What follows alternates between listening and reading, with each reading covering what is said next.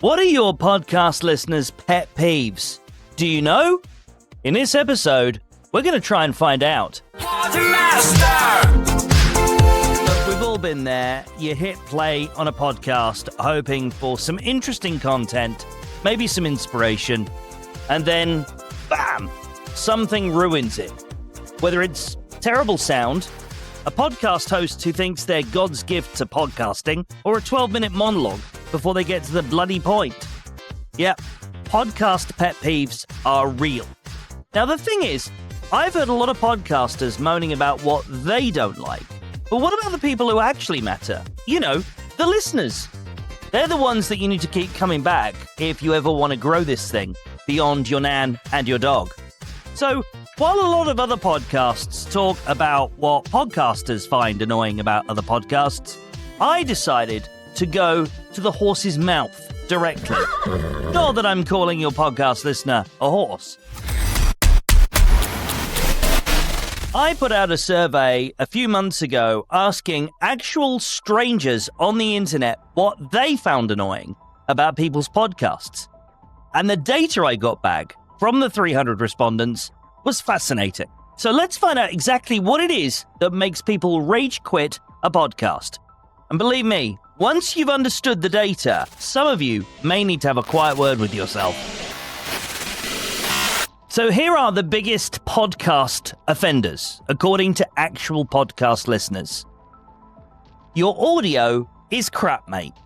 It won't shock you to hear that bad audio has been the number one complaint that I saw from respondents. Listeners can forgive a lot, but sounding like you're podcasting from inside a tin can isn't one of the things they'll forgive. Here are some of their biggest annoyances. Background noise that makes it sound like you recorded in a Wetherspoons. Volume levels all over the place. 1 minute, whispering. Next minute, shouting. Echoes that make it seem like you're recording from the bottom of a well. So if you're serious about podcasting, please do sort your sound out. A half-decent mic and a bit of basic audio editing isn't asking too much, is it?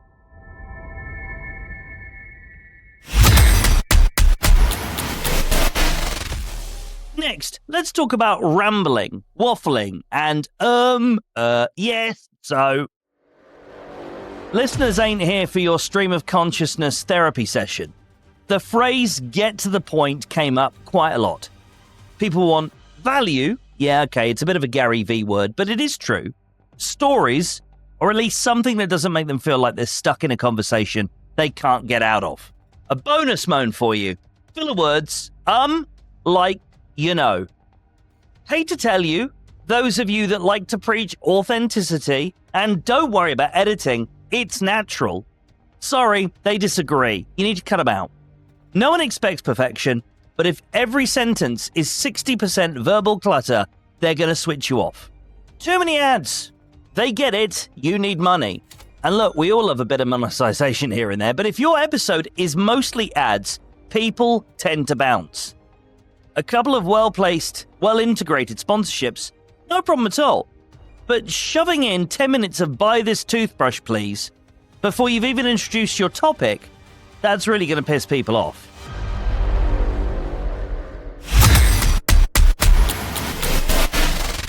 Oh my god, another one. Your intro is longer than the Lord of the Rings final scene.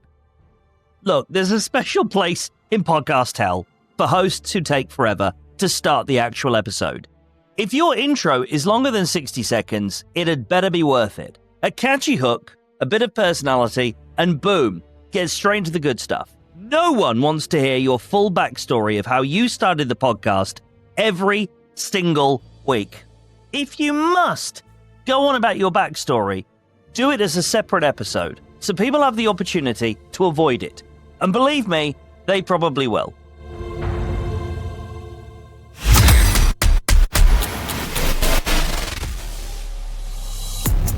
Technical glitches that make it unlistenable. You know, sudden volume drops, weird edits that cut off mid-sentence, or interviews where you can only hear one person. All of these things are going to have listeners hitting unfollow faster than you can say, wow, this was a test episode, don't judge. So what is the fix to all this then? How can you avoid these problems? I'm glad you asked. If you're a podcaster and don't want to be the reason someone rage deletes a show, here's what you need to do. First and foremost, invest in decent audio. Look, you don't need to get another mortgage on your house, but you do need a proper mic and a quiet space. Plan your content. Have a structure, even if it's loose. Make sure you're actually delivering what they want. Cut the waffle. If you wouldn't say it in a normal conversation, maybe don't say it into a microphone at all. Balance your ad load. Yes, making money is nice and sometimes necessary, but your listener still comes first. Otherwise, you're not going to have any. Keep your intro tight. You can be engaging and concise. Seriously, it's possible. And edit like you actually care. Get rid of the glitches, the weird cuts, and the awful transitions. They're not charming.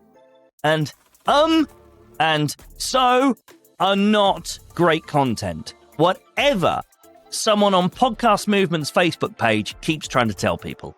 There's a reason this person is spending so much time on Facebook groups. They don't have any real work. Why? Because they're crap at editing. At the end of the day, a good podcast is one that respects the listener's outcomes and experience. If you can nail that, you're already ahead of 90% of the rest.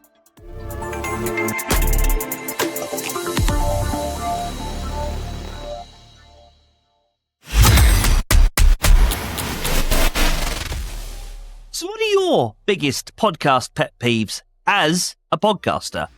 Do you agree with the listeners? Or do you think listeners don't know what they're talking about? Of course you do. You're a podcaster. You have ego. Either way, let us know. Leave a review in Apple Podcasts or drop a comment in Spotify. Tell us what you think. And if you want more insights like this directly into your inbox, make sure you sign up at podmastery.co/newsletter. That's podmastery.co/newsletter. And I'll look forward to talking to you on the next episode of the Podmaster. The Podmaster is a Podnose production. Find out more about us at podnose.co.uk. Podnose.